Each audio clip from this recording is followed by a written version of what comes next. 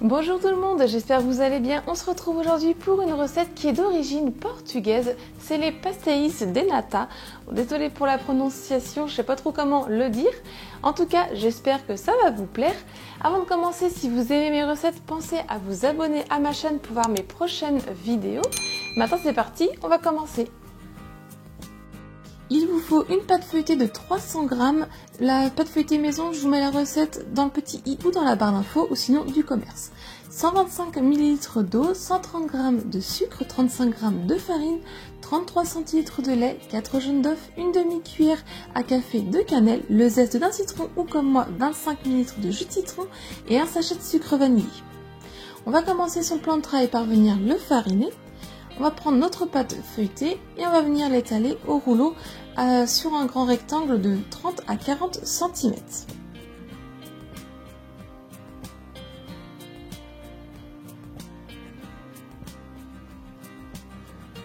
J'enlève le surplus de farine s'il y en a sur le dessus. Vous pouvez un petit peu couper les rebords au couteau pour que ça fasse un rectangle net. Et après, avec mes doigts, je viens tout simplement enrouler la pâte.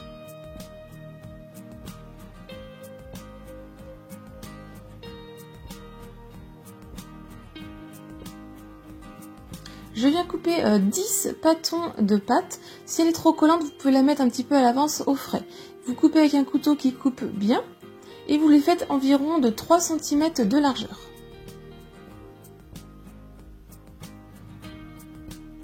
Ensuite, on va prendre un moule à muffins, de préférence en aluminium et pas en silicone parce qu'on n'obtient pas le même résultat. J'ai fait fondre un tout petit peu de beurre un petit peu au micro-ondes et puis au pinceau, je viens beurrer donc le fond de mes moules et les rebords.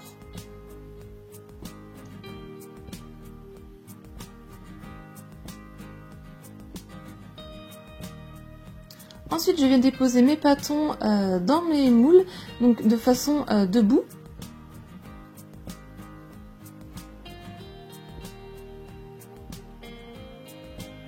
Donc ensuite, il y a deux techniques pour foncer la pâte. Soit vous faites la première technique avec vos 2 pouces, vous venez au centre, appuyez, et ensuite vous allez tout simplement appuyer vers l'extérieur de la pâte pour la remonter vers les rebords. Vous pouvez un petit peu fariner vos doigts pour éviter que ça colle si vous le souhaitez.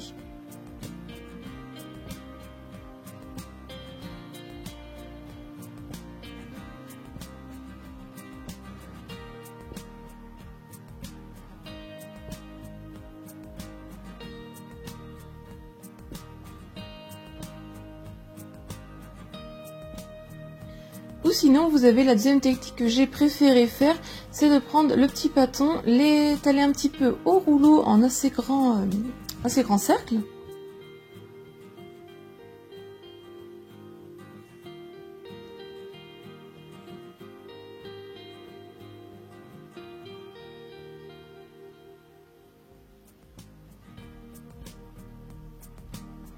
Et ensuite, je viens le poser donc dans le fond de mon moule et il a déjà bien la forme. Il n'y a plus qu'après un petit peu à appuyer au rebord et dans le fond du moule.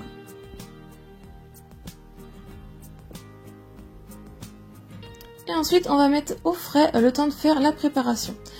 Donc dans une casserole, je suis venue verser l'eau, le sucre en poudre,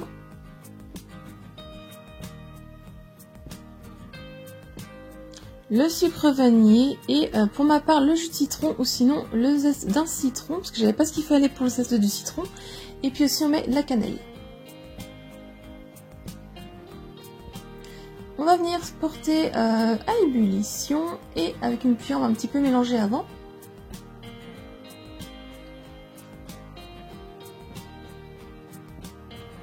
Quand c'est à ébullition, on va prendre le thermomètre et on va monter la température à 105 degrés.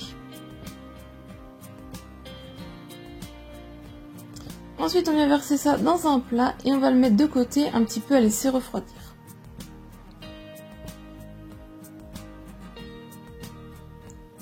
Pendant ce temps-là, dans une autre casserole, sur feu moyen, je viens verser la farine et je viens ajouter en plusieurs fois en petite quantité le lait et avec le fouet, je vais mélanger sans cesse et ça va commencer à chauffer et à épaissir, donc au fur et à mesure, on verse le lait.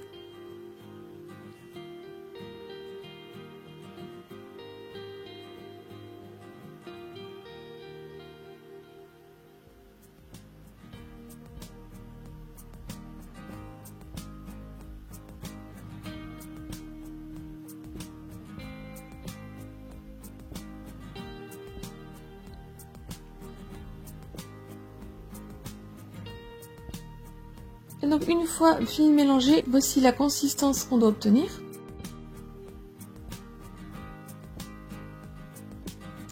Ensuite, on va venir ajouter en plusieurs fois petit à petit le sirop qu'on a fait auparavant. Et on va mélanger tranquillement au fouet, ça n'a pas besoin de mélanger vivement.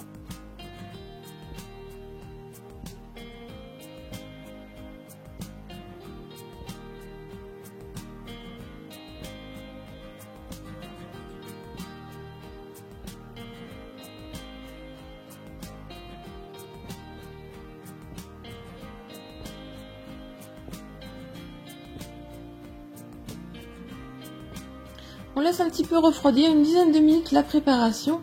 Et pour finir, on va venir ajouter nos 4 jaunes d'œufs. Et là aussi, on va mélanger tranquillement.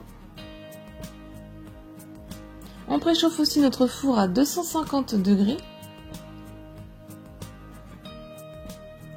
Ensuite, je viens reprendre donc mon plat qui était au frais.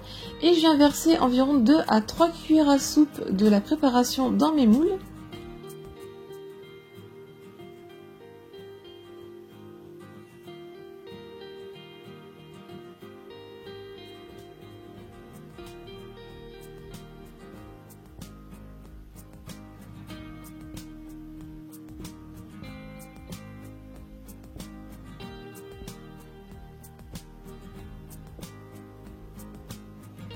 Et on fait cuire 18 à 20 minutes à 250 degrés.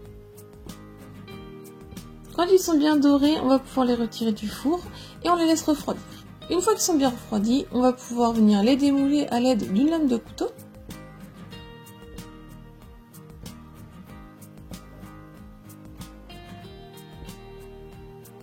Et ensuite, si vous le souhaitez les faire briller un petit peu plus, j'ai fait un sirop de nappage avec 30 g d'eau et 30 g de sucre en poudre que j'ai porté à ébullition. J'ai laissé un petit peu refroidir, puis ensuite je suis venue napper avec un pinceau.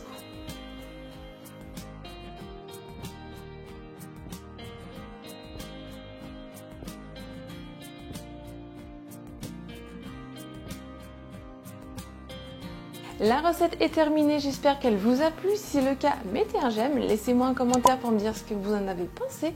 Partagez cette recette un maximum autour de vous. Si ce n'est pas encore fait, pensez à vous abonner.